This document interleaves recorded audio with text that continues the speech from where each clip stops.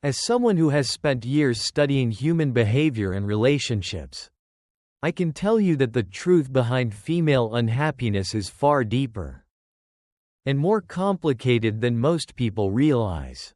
We all tend to assume that happiness comes from external factors, money, success, love, or fulfillment. But what if I told you that for many women, happiness is not a result of their circumstances, but rather something deeply ingrained in their psychology? Have you ever found yourself in a relationship where no matter what you do, nothing seems to make her happy? You may have tried every possible approach. Being more attentive, more romantic, more understanding. But she still complains, still feels empty, and still is unhappy. This leaves you exhausted, unsure of what you're doing wrong. I've been there too. And I'm here to share something that will change how you view these seemingly impossible dynamics. After countless observations, many in my own relationships and those of others, I realized that there is a deep, internal mechanism at play that drives the chronic dissatisfaction many women experience. It's not about the men in their lives, nor their jobs, or even the lack of material wealth. It's something deeper, a psychological program running since childhood, that forms the foundation for their constant dissatisfaction. This mechanism, which I call the unhealed pain complex, creates a never-ending loop of emotional dissatisfaction that no external circumstance can fix. At its core, this issue is rooted in how women are raised to perceive themselves, the world, and their relationships. Often, this begins with the messages they receive during childhood.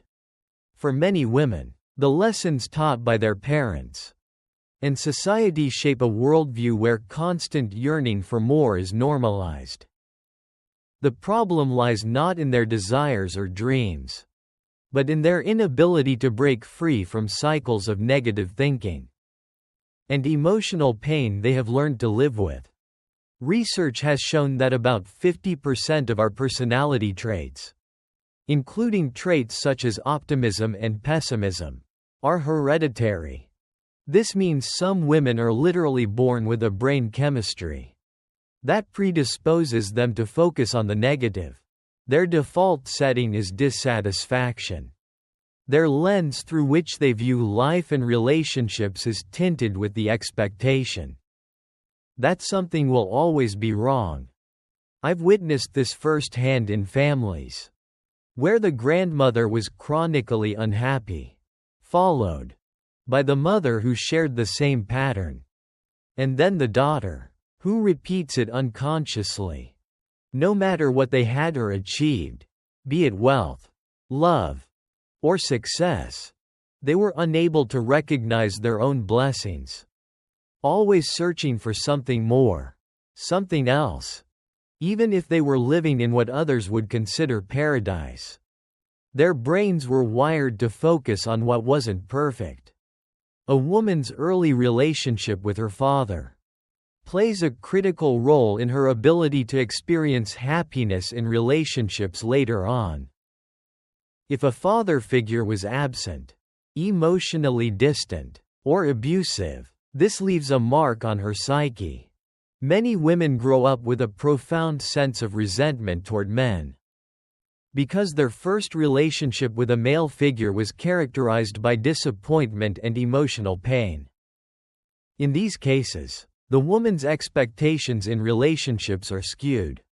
She may unconsciously choose men who mirror the negative traits of her father, either by choosing men who are emotionally unavailable or by demanding too much, creating impossible standards that no man could live up to. In essence, these women recreate the same disappointment they felt as children. It's not about the men. They are simply responding to an internal program that has long been running in their subconscious. Another common pattern I've seen is the direct influence of a woman's relationship with her mother. If a mother constantly complained about her partner, criticized everything around her, and was never truly happy with what she had. Her daughter is likely to adopt the same mindset. This creates a cycle where dissatisfaction becomes normalized. Where a woman thinks that dissatisfaction and complaining are just the way life is for women. Despite her best efforts, the daughter often finds herself mirroring her mother's emotional landscape. She begins to internalize the belief that happiness is always just out of reach. That the perfect relationship or perfect life doesn't exist. And she becomes trapped in the belief that there's always something more to desire, something to fix. She may even consciously vow to never become like her mother. But unconsciously, she does just that. This happens because these patterns are ingrained in the very fabric of her psychological makeup.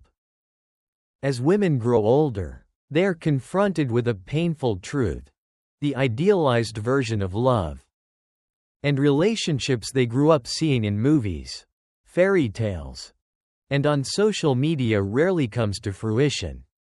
The Disney princess fantasy is built into so much of the messaging women receive from childhood, leading them to believe that true love should be effortless, constant, and above all, perfect. When reality hits, bills, chores, routine, human flaws in their partner, they feel cheated, disappointed, and angry. They can't reconcile the fantasy they were sold with the reality they are living.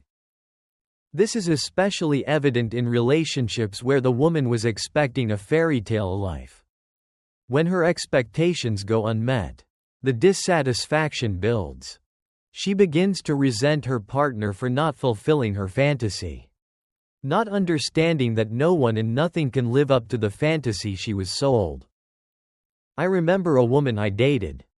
Let's call her Anna, who had it all: a successful career, beauty, intelligence, everything a person could desire. She married a man who adored her, who was stable, loving, and attentive. But 6 months into the marriage, she was utterly miserable. Why? Because she had expected marriage to fix all her inner turmoil, to fill all the empty spaces in her soul. When it didn't, she blamed her husband. He wasn't romantic enough, wasn't successful enough, and was unable to make her feel complete. Her expectations were unrealistic. And yet, she held on to them, convinced that her unhappiness was a result of external factors. Social media has made matters much worse. Women are now constantly exposed to curated versions of other people's lives. Vacations, luxurious gifts, perfect relationships, and flawless appearances. This leads to a toxic cycle of comparison. A woman might be married to a hard-working man, struggling to make ends meet. But after seeing her friend's glamorous vacation photos, or her colleague's engagement announcement, she starts to feel inadequate. She wonders why her life isn't like that. This kind of comparison creates a distorted view of reality, where she feels cheated out of the life she thinks she deserves. The irony, of course, is that she doesn't see the behind-the-scenes struggles of those influencers or friends. The debt they may be drowning in or the constant stress they face. Yet, her brain is trained to believe that everyone else has it better. And she becomes resentful, often channeling that resentment toward her partner. Another devastating pattern is the devaluation mechanism, which I've observed countless times. Women often start with high expectations, and when they get what they want, they quickly lose interest or find flaws in what they once desired. It's as if once they own it, the value of it diminishes in their eyes. This happens with partners, too. The man she once couldn't live without becomes the man she can barely tolerate. His jokes that were once charming become annoying. His stability that was once admirable becomes boring. The relationship she once cherished becomes the very thing she begins to resent. In modern culture, many women have been told since childhood that they are queens, that they are goddesses who deserve the best and should never settle. This creates a dynamic where they begin to see men as subservient to their needs, expecting constant attention, gifts, and adoration. However, the paradox lies here. While these women demand to be treated like queens, they are also unable to see men as their equals, and as a result, they lose respect for them. Without respect, genuine love cannot thrive, and this leads to chronic dissatisfaction. The most painful aspect of this is the devastating impact it has on men. Good men, who try their hardest to make their partners happy, end up destroyed in the process. They sacrifice their own needs, their identity, and their happiness, believing that if they just work harder, do more, and be better, they will finally make their woman happy. But it's an impossible task. No matter what they do, nothing seems good enough. This dynamic leads to men suffering from anxiety, depression, and a complete loss of self-confidence. They lose their identity in a desperate attempt to please someone who cannot be pleased. Over time, they become mere shells of their former selves, apologizing for existing, walking on eggshells, and ultimately losing their sense of who they are in a futile effort to please a partner who is fundamentally unhappy with herself. So, what is the solution? The reality is that true happiness requires deep, often uncomfortable self-reflection and personal growth. Women who are constantly unhappy need to confront the unconscious programming running in their minds. They need to address their childhood wounds, stop comparing themselves to others, and learn to appreciate the present moment rather than constantly chasing after a fantasy. Men, too, need to stop sacrificing their own well-being in the attempt to fix a woman's unhappiness. They must recognize that the unhappiness is not their responsibility to fix. If a woman was unhappy before you, she will likely continue to be unhappy with you. Your love, your efforts, your sacrifices cannot fill the emotional void inside her. Only she can do that work.